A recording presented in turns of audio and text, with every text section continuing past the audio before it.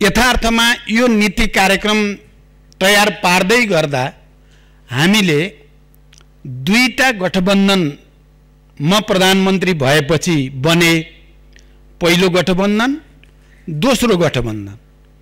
पहिलो गठबन्धनको सैद्धान्तिक प्राथमिकता र साझा नीति कार्यक्रम, साझा न्यूनतम कार्यक्रम भनेर हामीले घोषणा गरिएको थियो त्यसलाई, र दोस्रो गठबन्धनले फेरि त्यही पहिलो गठबन्धनका साझा नीति कार्यक्रम समेतलाई ध्यानमा राखेर अर्को साझा कार्यक्रम तयार पार्यो।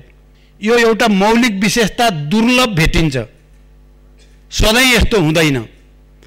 हामी अहिले सत्ता पक्ष र प्रतिपक्षमा त छौँ, तर एउटा यस्तो विशिष्ट चरित्र सहित, यस्तो पृष्ठभूमि सहित छौँ हामी कि हामीले साझा नीति कार्यक्रम सामूहिक रूपले निर्माण गर्यौं र त्यसैको जगमा यो साझा के अरे यो सरकारको नीति तथा कार्यक्रम बनेको हुनाले एक्सट्रिममा गएर यसको विरोध गर्ने पनि सैद्धान्तिक धरातल र नैतिक धरातल म चाहिँ देख्दिनँ, र एक्सट्रिममा गएर समर्थन गर्नुपर्ने पनि छैन। यो बडो सोचे विचारेको, सबैको बुद्धि विवेक प्रयोग भएको, हिजो प्रतिपक्षमा रहेकाको पनि, हिजो सत्ता पक्षमा रहेकाको पनि, आज प्रतिपक्षमा रहेकाको पनि, आज सत्ता पक्षमा रहेकाको पनि विचारहरू, धारणाहरू, सैद्धान्तिक प्रतिबद्धताहरू र साझा न्यूनतम कार्यक्रमहरू यसमा समेटिएका छन्। यो मौलिक विशेषतालाई हामी सबैले ध्यान दिन जरुरी छ भनेर म प्रारम्भमै ध्यानाकर्षण गर्न चाहन्छु। यो एउटा विशेषता भयो। अर्को एउटा विशेषता पनि मौलिक छ, किनभने अघिल्लो पटक सत्तापक्ष र प्रतिपक्ष दुवैले समर्थन गरेको प्रधानमन्त्री हुँ म चाहिँ। यस्तो प्रधानमन्त्री पनि सितिमिति भेटिँदैन, नेपालको इतिहासमा मौलिक भेटिएको छ। 79.9 कि कति 25 ले समर्थन गरेको भनेको 100% प्रतिनिधि सभाका सदस्यहरूले समर्थन गरेर बनेको प्रधानमन्त्री। हिजो सत्तापक्ष प्रतिपक्ष दुईटै, र अहिले त्यही कार्यक्रमलाई निरन्तरता दिने उही मान्छे प्रधानमन्त्री। म के सम्झिन्छु भने मैले पहिलो पटक सदनमा आफ्नो तर्फबाट प्रधानमन्त्रीको हैसियतले केही विचार र धारणाहरू प्रस्तावित गर्दै गर्दा अहिले प्रतिपक्ष दलको नेताले ती भनाइहरूलाई हिस्टोरिकल, एक्सेलेन्ट दुईटा शब्दले मलाई उठेर हात मिलाउनु भएको थियो। तपाईहरुले पनि देख्नुभयो होला, सायद टिभीमा त्यो देखिन्छ अहिले पनि। हिस्टोरिक र एक्सेलेन्ट, ऐतिहासिक छ तपाईको प्रस्तुति र प्रस्तावहरू, एक्सेलेन्ट छन् भनेको धेरै शानदार छन्। म त्यही मान्छे हुँ। त्यसकारण यो विशेषता पनि नेपालको संसदीय इतिहासमा दुर्लभ, कहिलेकाहीँ मात्रै भेटिने विशेषता हो। त्यसकारण यो कुरालाई ध्यान दिएर हामी सबैले यो सरकारको नीति कार्यक्रम बारे धारणा बनाउनु पर्ने, आफ्ना मतहरू प्रस्तुत गर्नुपर्ने आवश्यकता छ भन्ने म ठान्छु। मलाई विश्वास छ मैले भन्न खोजेको कुरा सभामुख महोदय, सबै मान्य सदस्यहरूले पनि मनन गर्नुहुनेछ, चिन्तन गर्नुहुनेछ। नयाँ निर्वाचन मार्फत ताजा जनादेश सहित गठित संयुक्त सरकारको प्राथमिकता र साझा न्यूनतम कार्यक्रमलाई केन्द्रबिन्दुमा राखेर तयार भएको यस नीति तथा कार्यक्रमले कार्यान्वयन पक्षलाई जोड दिएको छ। म ती सबै मान्य सदस्यहरूलाई विशेष रूपले धन्यवाद भन्न चाहन्छु, जसले यो नीति कार्यक्रम त धेरै कुरा समेटिएको छ, राम्रो पनि छ, तर चुनौती चाहिँ कार्यान्वयन हुन्छ त भन्ने चुनौतीको कुरा गर्नुभएको छ। सबैलाई धन्यवाद भन्न चाहन्छु र हामी सबैको साझा प्रयासबाट त्यो कार्यान्वयनलाई प्रभावकारी बनाउन पर्नेछ र त्यो सम्भव छ। म त्यसको निम्ति अपिल गर्न चाहन्छु। यो नीति कार्यक्रममा हाम्रो राष्ट्रिय आकांक्षा स्पष्ट रूपमा प्रतिबिम्बित भएको छ। यसमा राष्ट्रिय सार्वभौमता, भौगोलिक अखण्डता, स्वतन्त्रता तथा स्वाधीनता एवं राष्ट्रिय हितको संरक्षण गर्दै समृद्ध, सबल र न्यायपूर्ण नेपाल निर्माण गर्ने सर्वोपरि लक्ष्य हासिल गर्ने दृढ सङ्कल्पका साथ कार्यक्रमहरू अघि सारिएका छन्।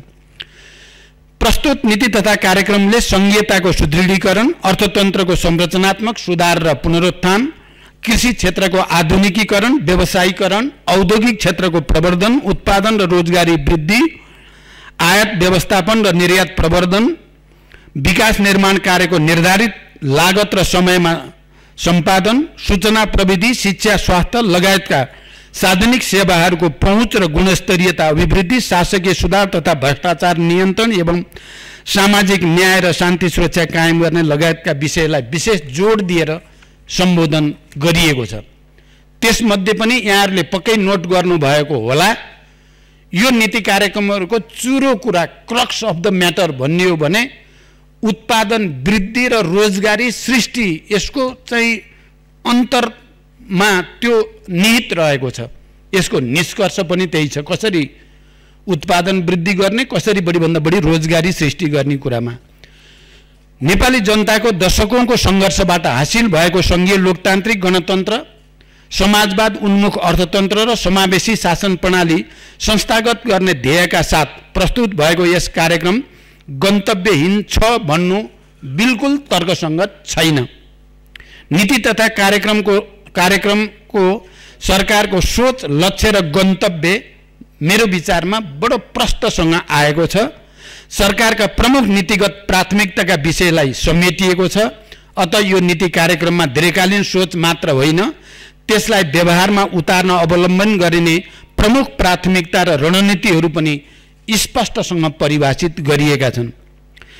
विभिन्न आन्तरिक तथा बाह्य कारणहरू समेतले गर्दा अर्थतन्त्र अझै चुनौतीका बीचबाट गुज्रिरहेको सन्दर्भमा धेरै महत्त्वाकांक्षा भएर नीति तथा कार्यक्रम ल्याउनु व्यवहारिक हुँदैन थियो। कार्यान्वयन योग्य विषयलाई उच्च प्राथमिकता त्यसकारण दिइएको छ।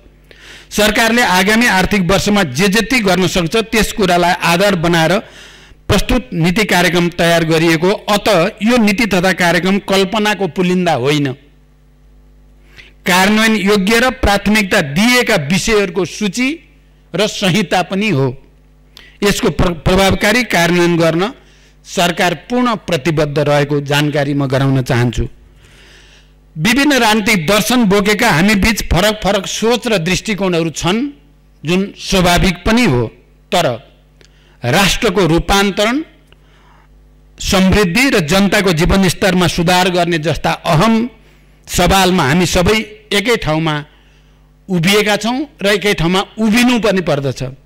अहिले देशमा जुन ऐतिहासिक महत्त्वको, निकै दूरगामी महत्त्वको राजनीतिक परिवर्तन भएको छ, त्यो हाम्रो राष्ट्रिय सहमतिको बलमा नै प्राप्त भएको हो र यो देशलाई सामाजिक न्याय, सुशासन र समृद्धिको नयाँ युगतिर डोर्याउने कुरा पनि त्यस्तै बृहत्तर राष्ट्रिय सोच, सहमतिको सोच र एकताको सोचबाट मात्र सम्भव छ र यही कुरालाई यो नीति कार्यक्रमले प्रस्तुत गर्ने जमर्को गरेको छ। विषयवस्तुको गाम्भीर्यता र महत्त्वका आधारमा वस्तुपरक ढङ्गबाट विश्लेषण गर्ने संस्कृतिको विकास गर्न सके मात्र हामी राष्ट्रिय मुद्दाहरूमा एउटै भावना र एउटै दृष्टिकोणका साथ प्रस्तुत हुन सक्दछौँ। यसमा उल्लेखित विषय सम्बन्धित मन्त्रालयको वार्षिक कार्यक्रममा समावेश गरी नतिजा सहितको कार्ययोजना तयार गरी कार्यान्वयन गरिने बेहोरा सम्मान्य अध्यक्षज्यू मार्फत मान्य सदस्यहरूलाई जानकारी गराउन चाहन्छु। नीति तथा कार्यक्रमले प्रमुख विषयलाई सम्बोधन गर्ने र अन्य विस्तृत कार्यक्रमहरू बजेट मार्फत सम्बोधन हुने हाम्रो विगतदेखिको अभ्यासको आधारमा प्रस्तुत नीति कार्यक्रम पेश गरिएको कुरा पनि म स्पष्ट गर्न चाहन्छु। मान्य सदस्यहरूले धेरैले उठाउनु भएको छ, यी विषयहरूलाई बजेटले पनि सम्बोधन गर्नुपर्दछ र यसमा कतिपय छुटेका छन् भने ती विषयहरू पनि बजेट मार्फत सम्बोधन हुनुपर्दछ भन्ने कुरामा मेरो गम्भीर रूपले ध्यानाकर्षित भएको छ र त्यसको कोसिस गरिने विश्वास पनि म दिलाउन चाहन्छु। संघीय लोकतान्त्रिक गणतन्त्रात्मक शासन व्यवस्थाको सुदृढीकरण गर्दै आम नेपाली जनताको जीवनस्तरलाई माथि उकास्न सघाउ पुर्याउने गरी आगामी आर्थिक वर्षको नीति कार्यक्रमहरू प्रस्तावित गरिएका हुन्। प्रस्तुत नीति कार्यक्रममा सङ्घ, प्रदेश र स्थानीय तहको अन्तर्सम्बन्धलाई परिपूरक र सुदृढ बनाउँदै संघीयता कार्यान्वयन मार्फत लोकतन्त्रको सुदृढीकरण, समावेशीकरण, सामाजिक सुरक्षा र लोक कल्याणकारी कार्यलाई स्थानीय स्तरसम्म पुर्याई राज्य संयन्त्रहरूमा सबै नागरिकहरूको समान र सहज पहुँच पुर्याउने नीति लिइएको छ। आगामी दिनमा 3 तहमा रहेको कामको दोहोरोपन र अधिकारको प्रयोगमा रहेको दुविधालाई सम्बोधन गर्न आवश्यक नीतिगत र कानुनी सुधार गर्ने विषयमा जोड दिइएको छ। यस सम्बन्धमा संविधान तथा कानुनमा भएका तर निष्क्रिय प्राय अवस्थामा रहेका विभिन्न संयन्त्रहरूलाई क्रियाशील तुल्याइने व्यवस्था नीतिमा उल्लेख गरिएको छ। वित्तीय संहितालाई प्रभावकारी बनाउँदै वित्तीय हस्तान्तरणलाई कार्य सम्पादनसँग आबद्ध गर्ने विषय पनि कार्यक्रममा समेटिएको छ। कोभिड-19 महामारीको प्रभावबाट क्रमशः मुक्त हुँदै गएको देशको अर्थतन्त्र र सामाजिक क्रियाकलाप पनि क्रमशः सामान्य हुँदै गएको अवस्थामा रुस युक्रेन बीचको युद्ध र त्यसबाट सृजित प्रतिकूलताले अर्थतन्त्रलाई सन्तुलनमा राख्न पुनः केही जटिलता निम्त्याएको कुरा हामी सबैलाई जानकारीमा नै छ। इन्धन, खाद्यान्न लगायतका वस्तुको अन्तर्राष्ट्रिय स्तरमै भएको अप्रत्याशित मूल्य वृद्धि र आपूर्ति श्रृङ्खलामा उत्पन्न असहजता यसका ज्वलन्त उदाहरणहरू हुन्। अहिले विश्व अर्थतन्त्र नै मन्दीतिर अगाडि बढिरहेको सन्दर्भ पनि यस क्रममा विचारणीय छ। अर्थतन्त्रका विभिन्न चुनौतीहरूलाई सम्बोधन गर्न आर्थिक पुनरुत्थान र पुनः सबलीकरणका कार्यक्रमलाई प्राथमिकताका साथ अगाडि बढाइएको छ।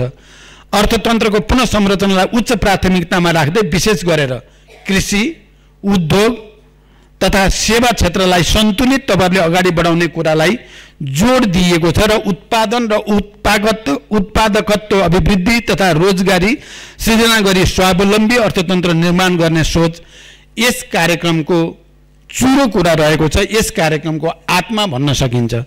प्रस्तुत नीति तथा कार्यक्रमले वित्तीय, मौद्रिक तथा अन्य क्षेत्रगत नीति तथा कार्यक्रमहरूको सामञ्जस्यपूर्ण तरिकाले कार्यान्वयन गरी समष्टिगत आर्थिक स्थायित्व कायम गर्न जोड दिइएको छ। नीति तथा कार्यक्रमको कार्यान्वयनमा मानव विकास सूचकाङ्कमा पछि परेका कर्णाली प्रदेश, सुदूरपश्चिम प्रदेश र मध्य प्रदेशलाई विशेष प्राथमिकतामा राखी तदनुरूप स्रोत साधनलाई परिचालन गर्ने कुरालाई महत्त्वको साथ उल्लेख गरिएको छ। मान्य सदस्यहरूले मधेसलाई अलि विभेद गरिएको हो कि भनेको कुरा नीति कार्यक्रमका सन्दर्भमा सत्य होइन। सुदूरपश्चिम, कर्णाली र मधेस 3टा प्रदेशलाई विशेष प्रदेशको रूपमा राखेर अब बजेट निर्माण गर्दा, साधन स्रोतको वितरण गर्दा त्यसैको आधारमा गरिने विश्वास म दिलाउन चाहन्छु। राष्ट्रिय आयको वितरणलाई समन्वयिक बनाउने कुरालाई जोड दिइएको छ। यसमा दिगो विकासका लक्ष्यहरूको मूल मर्म कोही पनि पछि नछुटुनलाई पूर्ण रूपमा आत्मसात गरिएको छ। दीर्घकालीन महत्त्वका नीति कार्यक्रम र ठुला बहुवर्षीय आयोजनाहरू एउटा सरकारको कार्यकालमा सुरु भए तापनि सरकारको निरन्तरताको सिद्धान्त अनुसार अर्को सरकारले त्यसको स्वामित्व लिएर अगाडि बढाउनु पर्ने हुन्छ नै। यस्ता विषयमा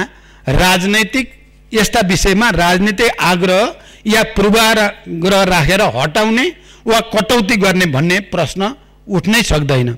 राष्ट्रको स्रोत खर्चेर कार्यान्वयन गरिने विकास आयोजनाहरूलाई कुनै राजनीतिक दल वा व्यक्ति विशेषसँग मात्र आबद्ध गरेर हेर्न मिल्दैन पनि। ती राष्ट्रका आयोजना र कार्यक्रम हुन्। त्यसैले विगतदेखि सञ्चालित राष्ट्रपति वा प्रधानमन्त्रीका नामसँग जोडिएका कृषि, शिक्षा, स्वास्थ्य, महिला तथा रोजगार क्षेत्रका कार्यक्रमलाई निरन्तरता दिइएको र तिनलाई अझ केन्द्रित र परिणाममुखी र प्रभावकारी बनाउने संरचनाको खोजी भइरहेको कुरा पनि म जानकारी गराउन चाहन्छु। प्रस्तुत नीति तथा कार्यक्रमले मूलतः राष्ट्रिय महत्त्वका तथा देशलाई दीर्घकालीन रूपमा प्रभावित गर्ने विषयहरूलाई प्राथमिकताका साथ समेट्ने प्रयास गरेको छ। विगतदेखि सञ्चालनमा रहेका बहुवर्षीय र राष्ट्रिय प्राथमिकताका आयोजनाहरूलाई दीर्घकालीन रूपमा लाभान्वित तुल्याउने सबै आयोजना तथा कार्यक्रमलाई आगामी वर्षमा पनि निरन्तरता दिइनेछ। कृषि उत्पादनमा आत्मनिर्भरता हासिल गर्ने लक्ष्यका साथ नेपालमै उत्पादन हुन सक्ने कृषि उपजको उत्पादन तथा उत्पादकत्व वृद्धि र बजारीकरणलाई विशेष जोड दिइएको छ। कृषकहरूलाई समयमै रासायनिक मल र उन्नत बिउ बिजन उपलब्ध गराउने तथा वर्षैभरि कृषि योग्य जमिनमा सिँचाइ सुविधा विस्तार गर्ने कुरालाई नीतिले समेटेको छ। साथै स्थानीय तहमा जैविक मल कारखाना स्थापना गर्न प्रोत्साहित गरिने कुरालाई पनि नीतिले अघि सारेको छ। राष्ट्रिय गौरवका र रूपान्तरणकारी आयोजनाको कार्यान्वयनलाई प्राथमिकता दिने कुरा उल्लेख छ। वन क्षेत्रको दिगो व्यवस्थापन गर्दै देशलाई काठमा आत्मनिर्भर बनाउने कुरालाई महत्त्वका साथ उल्लेख गरिएको छ। नीतिमा जल जंगल जमिन तीनवटैको उचित व्यवस्थापन र सदुपयोग गर्ने कुरालाई जोड दिएको छ। कृषि र वनको संयुक्त कार्यक्रम कार्यान्वयन गर्ने कुरालाई नीतिले राम्रोसँग समेटेको छ। बाँझो जग्गाको उपयोग गर्ने र नदी उका क्षेत्रमा कृषि उत्पादन प्रवर्धन गर्ने कार्यक्रमलाई नीतिमा विशेष रूपले समेटिएको छ। यसैगरी कृषि उत्पादन वृद्धि गर्न भूमिको चक्लाबन्दीलाई प्रोत्साहित गरिने कुरालाई पनि जोड दिएको छ। यस सन्दर्भमा कतिपय मान्य सदस्यहरूले यो ढलापडा रुख चाहिँ 2 वर्षभित्र त्यसलाई उपयोग गरिने भन्ने कुरालाई चाहिँ प्रश्नको रूपमा उठाउनु भएको मेरो ध्यानाकर्षण भएको छ। वर्षौंदेखि ती ढलापडा रहँदै आएका छन्। करोडौं मात्र होइन अरबौं र खरबौंको काठ कुएर जाने कुरा त दशकौंदेखि भएको छ। यो अहिले सरकारले यो बनाएर भएको त होइन। पहिलो कुरा दशकौंदेखि विदेशबाट काठ आयात गर्ने अरबौंको र खरबौंको काठ आयात गर्ने नेपालको धन हरियो वन नेपालको धन भन्ने प्रचलनलाई गलत साबित गर्दै विदेशबाट काठ आयात गर्ने नीति कहिलेदेखि सुरु भयो नेपालमा कसको पालादेखि सुरु भयो म मान्य सदस्यहरूको गम्भीर ध्यानाकर्षण गर्न चाहन्छु। अहिले सरकारलाई यो नीति उल्ट्याउन चाहेको छ सरकारले। अब त्यो कुएर खेर जाने सबै काठलाई सदुपयोग गर्ने विदेशबाट काठ आयात गर्ने नीतिलाई प्रतिस्थापन गर्ने र खरबौंको राजस्व त्यहाँबाट सङ्कलन हुन सक्ने र लाखौं रोजगारी सृष्टि हुने कुरालाई जोड दिएर 2 वर्षभित्र भनेको 2 वर्ष पर्खिन पर्छ भनेको होइन। तुरुन्तै गर्न सके त तुरुन्तै गरे हुन्छ, तर त्यसको निम्ति कार्यविधि त बनाउनै पर्ला, त्यसको अनुगमन मेकानिजम त बनाउनै पर्ला। त्यसकारण यो यति राम्रोसँग ल्याइएको कुरालाई पनि कतिपय मान्य सदस्यले शङ्काको नजरले हेर्नु मलाई बडो नमिठो पनि महसुस भएको छ। राजस्व प्रशासनलाई थप सुदृढ र चुस्त बनाउँदै तथा विद्यमान कर प्रणालीमा पुनरावलोकन गर्दै राजस्वको दायरा विस्तार गर्ने कुरा नीतिमा समेटिएको छ। राजस्व कर छली न्यून बिजकीकरण हुन्डी अवैध व्यापारलाई कडाइका साथ नियन्त्रण गर्न सरकार प्रतिबद्ध छ। सभाध्यक्ष महोदय, सरकारले सुशासनको पक्षमा दृढतापूर्वक अगाडि बढेको यथार्थ यहाँहरू सबैलाई जानकारीमा छ। खाली एउटा विषय हो कि भन्ने कतिपय सन्दर्भमा परेको पनि हुन सक्छ। मिडियामा मैले कहिलेकाहीँ विषयलाई एक ठाउँमा मात्रै केन्द्रित गर्ने कोसिस पनि देखेको छु, तर सरकार सबै खाले विसङ्गति र विकृतिहरू, चाहे त्यो सम्पत्ति शुद्धिकरणसँग सम्बन्धित हुन्, चाहे त्यो राजस्व सङ्कलनसँग सम्बन्धित हुन्, चाहे भ्रष्टाचारका अरू कुनै पनि किन नहुन्, चाहे अकुत सम्पत्तिको छानबिन गर्ने कुरा हो, सबैतिर क्रमशः र गम्भीर रूपले यो समाजमा र यो देशमा व्याप्त विसङ्गति हटाउने दृढ इच्छा शक्तिको साथ अगाडि बढेको म यहाँहरूलाई जानकारी गराउन चाहन्छु। जहाँसम्म भ्रष्टाचार विरुद्ध शून्य सहनशीलताको नीतिलाई राज्यका सबै तह र तबकामा कडाइका साथ लागू गर्न सरकार प्रतिबद्ध छ। भ्रष्टाचार नियन्त्रण सम्बन्धी कानुनमा सुधार तथा संस्थागत सुदृढीकरण गर्ने विषयलाई नीतिमा प्राथमिकताका साथ समावेश गरिएको छ। जहाँसम्म नीति तथा कार्यक्रममा विगतका उपलब्धि उल्लेख भएन भन्ने सवाल छ, त्यसमा म मान्य सदस्यहरूलाई जानकारी गराउन चाहन्छु कि सरकारले गत आर्थिक वर्षमा सम्पादन गरेका कार्यहरूको उपलब्धिलाई समेटेर तयार गरिएको संविधानको धारा 53 बमोजिमको प्रतिवेदन सम्मानित संसदमा पेश भइसकेको छ। सरकारले निजी क्षेत्रलाई अर्थतन्त्रको विकासमा मुख्य साझेदारका रूपमा लिएको छ। सरकार निजी क्षेत्रसँग बलियो साझेदारी कायम गर्दै आर्थिक रूपान्तरणको दिशामा अगाडि बढ्न दृढ रहेको छ। निजी क्षेत्रका प्रतिनिधि सङ्घ संस्थाहरूले यस नीति तथा कार्यक्रमलाई स्वागत र समर्थन गर्नुले पनि यो नीति तथा कार्यक्रम उद्योग व्यवसाय मैत्री छ भन्ने कुरा पुष्टि भइ नै सकेको छ। किनभने दुनियाँका कुनै पनि विकसित देशको पृष्ठभूमिलाई हेर्ने हो भने उनीहरूले निजी क्षेत्रको प्रभावकारी संलग्नता, उनीहरूको सक्रियतालाई प्रोत्साहन गरेर मात्रै विकास र रोजगारीको एउटा नयाँ युगतिर जान खोजेको कुरालाई हामीले गम्भीरतापूर्वक लिएर यो नीति कार्यक्रममा त्यसलाई समेट्ने कोसिस गरिएको छ। नीतिमा बालबालिकाको संरक्षण र विकासका साथै बाल मैत्री पूर्वाधार निर्माण लगायतका विषय समेटिएका छन्। युवा जनशक्तिलाई विभिन्न प्रोत्साहनमूलक कार्यक्रम मार्फत स्वदेशमै रोजगार हुन सघाउ पुर्याउने तथा व्यापक औद्योगिकरण मार्फत स्वदेशमा रोजगारीका पर्याप्त अवसर सृजना गर्ने कुरालाई विशेष जोड दिएको छ।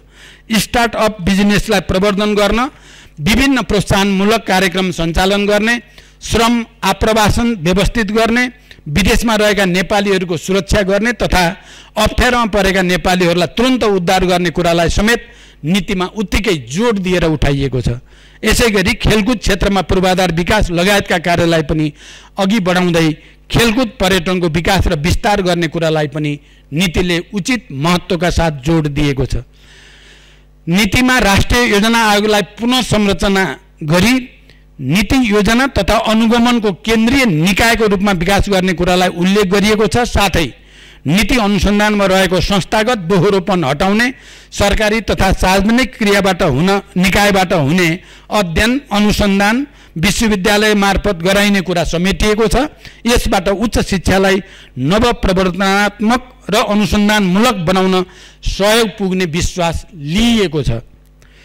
विपन्न र भूमिहीन लाई उपयुक्त स्थानमा स्थानान्तरण गरी नदी किनारका अतिक्रमित भूमि खाली गराइने तथा विभिन्न समुदायका खरका छाना भएका आवासलाई जस्ताको पाताको छानाले प्रतिस्थापन गर्दै लगिने कुरा स्पष्टसँग उल्लेख गरिएको छ। त्यसैगरी गरिब घर परिवार पहिचान तथा परिचय पत्र वितरण कार्यलाई 2 वर्षभित्र सम्पन्न गर्ने र गरिब घर परिचय पत्रलाई राष्ट्रिय परिचय पत्रसँग आबद्ध गर्दै सामाजिक सुरक्षा कार्डमा रूपान्तरण गर्ने कुरा समेटिएको छ। यो आफैमा निकै दूरगामी महत्त्वको नीति र कार्यक्रम हो। सीमान्तकृत र विपन्न परिवारलाई लक्षित गरी वडा तहमा सहुलियत खाद्यान्न पसलको व्यवस्था गर्ने कुरालाई पनि विशेष महत्त्वको साथ उठाइएको छ। परराष्ट्र नीति सञ्चालनमा सबै राजनीतिक दलबाट एउटै धारणा हुनुपर्दछ भन्ने कुरामा सरकार विश्वास राख्दछ। राष्ट्रिय हितलाई सर्वोपरि राखी सार्वभौमिक समानता, पारस्परिक लाभ र सम्मानका आधारमा छिमेकी लगायत सबै मित्र राष्ट्रसँगको सम्बन्धलाई थप प्रगाढ बनाउन सरकार प्रतिबद्ध छ। देशको सार्वभौम सत्ता, भौगोलिक अखण्डता, राष्ट्रिय स्वाधीनता, स्वाभिमान र सीमानाको सुरक्षाको लागि सरकार सदैव सचेत र प्रतिबद्ध छ। लिम्पियाधोरा, लिपुलेक र कालापानी नेपाली भूमि हो भन्ने कुरामा नेपाल सरकार बडो प्रष्ट छ र थाती रहेका सीमा सम्बन्धी विषयलाई ऐतिहासिक सन्धि, नक्सा, तथ्य र प्रमाणका आधारमा कूटनीतिक पहलबाट समाधान गर्न सरकार दृढ र प्रतिबद्ध रहेको जानकारी पनि म मान्य सदस्यहरूलाई गराउन चाहन्छु। यसपटक विगतदेखि सञ्चालन हुँदै आएका महत्त्वपूर्ण कार्यक्रमलाई निरन्तरता दिनुको साथै जनतासँग प्रत्यक्ष सरोकार राख्ने विभिन्न नयाँ कार्यक्रम प्रस्ताव गरिएका छन्।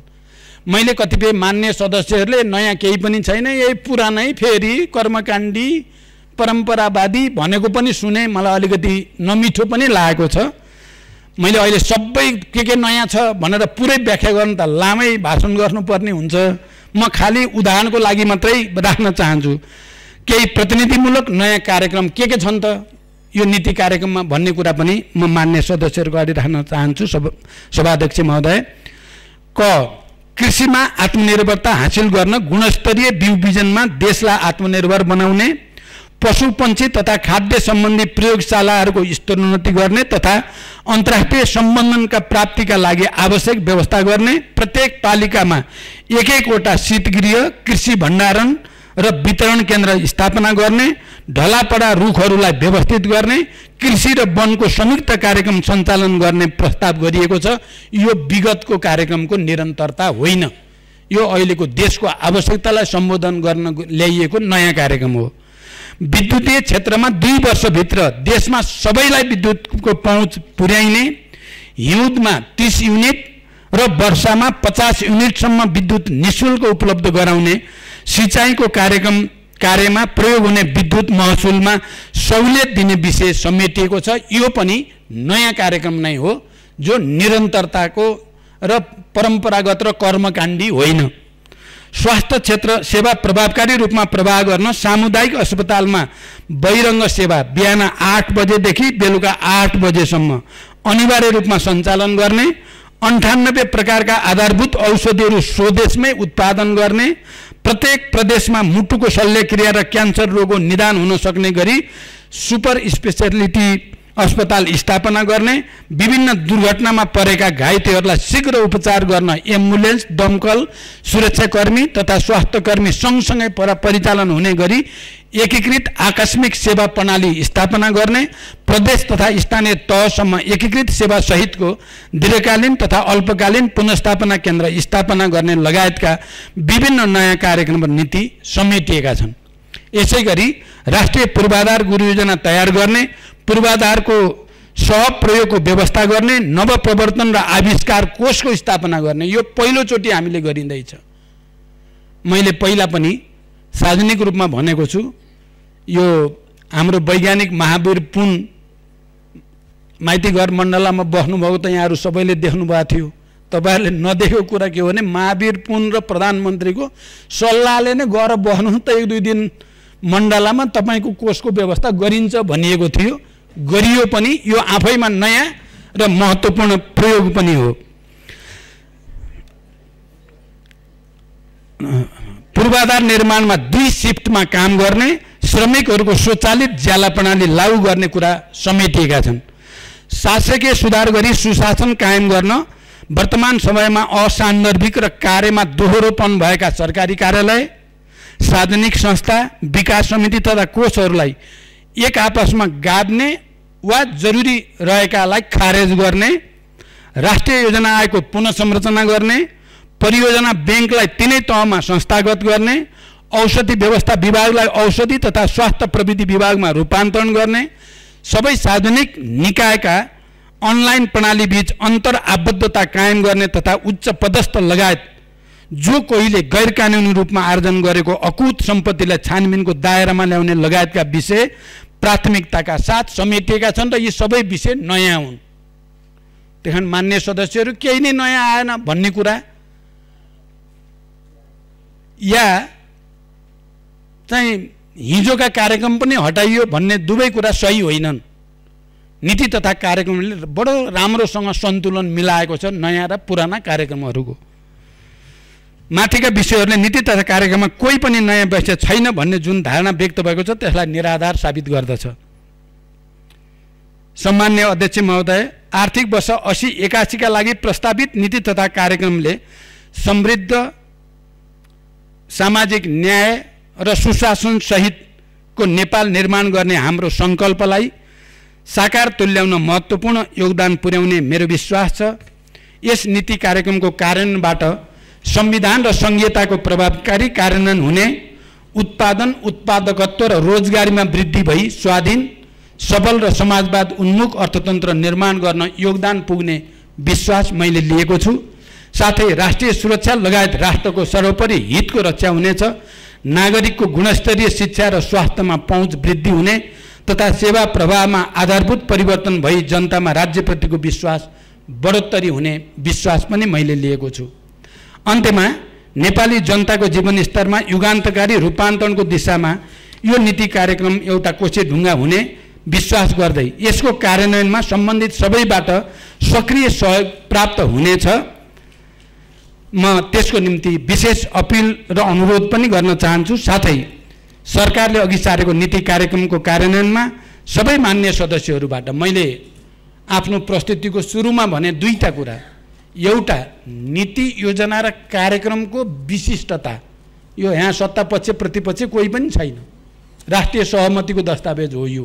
हामी सबैले छातीमा हात राखेर एकचोटि म प्रधानमन्त्री हुने बेलादेखि यहाँसम्म आउँदाको यसो विचार गर्नुभयो भने बडो मौलिक चित्र आउँछ त्यो र नेतृत्वको निरन्तरता दुवै गठबन्धनमा एउटै नेतृत्व छ यो पनि ध्यान दियोस् र मान्य सदस्यहरूबाट विगतमा झैं सहयोग र सद्भाव प्राप्त हुने अपेक्षा राख्दै आफ्नो भनाइ यही टुङ्ग्याउँछु। धन्यवाद।